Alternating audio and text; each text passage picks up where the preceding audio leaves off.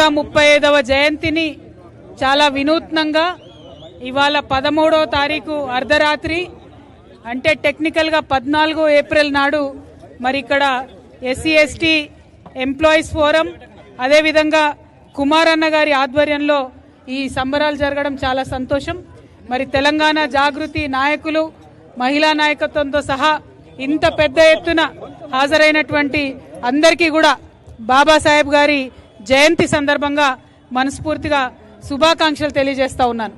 మరి తెలంగాణ రాష్ట్రం ఇవాళ వచ్చిందంటే, తెలంగాణ ప్రత్యేక రాష్ట్రంగా ఏర్పడిందంటే కేవలం అది బాబాసాహెబ్ గారి భిక్ష అని చెప్పక తప్పని పరిస్థితి. ఎందుకంటే ఆర్టికల్ 3 అనేటటువంటిది మన రాజ్యాంగంలో లేకపోతే, ఆ రాజ్యాంగం మనకు శక్తినివ్వకపోతే, తెలంగాణ ఉద్యమానికి ఒక నైతిక పునాదినివ్వకపోతే మనం ఇవాళ రాష్ట్రం సాధించుకునే వాళ్ళం కాదు. మరి వచ్చినటువంటి రాష్ట్రంలో కూడా బాబాసాహెబ్ గారు కోరుకున్నట్టుగా స్టేట్ సోషలిజం వర్ధిల్లాల్సి ఉండింది. కానీ 12 సంవత్సరాల్లో కూడా ఆ పరిస్థితి రాలేదు. ఇప్పుడు మరీ దారుణంగా ప్రతి చోట కూడా దళితుల మీద, పేదవారి మీద, మహిళల మీద అకృత్యాలు రోజు రోజుకు పెరుగుతున్నాయి తప్ప తగ్గడం లేదు. ఉదాహరణకు ఈ ప్రభుత్వం వచ్చి 3 సంవత్సరాలు అవుతుంది. గత ప్రభుత్వం 10 సంవత్సరాల్లో కూడా ఎక్కడ ఏ ప్రాజెక్టు కట్టినా కోల్పోయింది అసైన్డ్ భూములే, దళితుల భూములే చాలా పెద్ద సంఖ్యలో.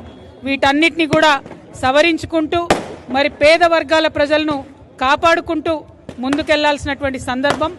మరి నిన్నగాక మొన్న వెలుగుమట్లలో చూసినాం. రేపు మేము పరిగికి వెళ్ళబోతా ఉన్నాం. అక్కడ చూస్తూ ఉన్నాం 1200 ఎకరాల భూమి తీసుకుంటే అందులో దాదాపుగా 1000 ఎకరాలు దళితుల అసైన్డ్ భూమినే ప్రభుత్వం తీసుకోవడం జరిగింది. మరి వీటన్నిటినీ కూడా గమనిస్తూ నేను ఒక్క మాట చెప్పదలుచుకున్నా. ఎందుకంటే బాబాసాహెబ్ అంబేద్కర్ అంటేనే ధైర్యం. ఆయన ఇచ్చినటువంటి ధైర్యంతోనే ఈ ప్రభుత్వానికి కూడా వ్యతిరేకంగా కొట్లాడి పేదవారికి న్యాయం చేయాలనుకుంటున్నాం. మరి వాళ్ళ ధైర్యంగా అంబేద్కర్ గారి ముందు మేము ప్రకటన చేస్తూ ఉన్నాం. ఈ ప్రభుత్వం, ఈ ముఖ్యమంత్రి, ముఖ్యంగా ఈ భూమి మీద ఎవరైనా యాంటీ అంబేద్కర్ ఉన్నారంటే అది రేవంత్ రెడ్డి గారు అని చెప్పక తప్పని పరిస్థితి ఉన్నది.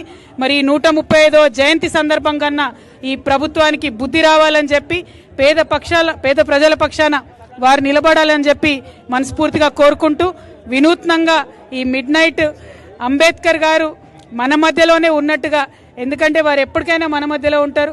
Is not a person, is not a human being, is a thought, is ideology.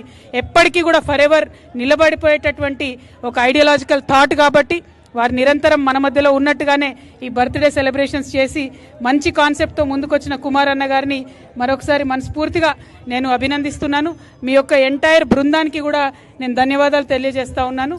మరి మా జాగృతి బృందం అంతా కూడా ఇంత అర్ధరాత్రి అయినా కూడా ఉత్సాహంగా తరలి వచ్చినందుకు, ముఖ్యంగా అంబేద్కర్ గారు మన ఆడబిడ్డలకు ఎంతో పనిచేశారు కాబట్టి ఆడబిడ్డలందరూ కూడా పెద్ద ఎత్తున తరలి వచ్చినందుకు అందరం కూడా సెలబ్రేట్ చేసుకునే రోజు ఈ జయంతి సందర్భంగా మనస్ఫూర్తిగా సరికొత్త ఉద్యమాలు ఈ రాష్ట్రంలో రావాలని, మన కష్టాలు తొలగిపోవాలని చెప్పి కోరుకుంటూ సెలవు తీసుకుంటున్నాను. జై తెలంగాణ.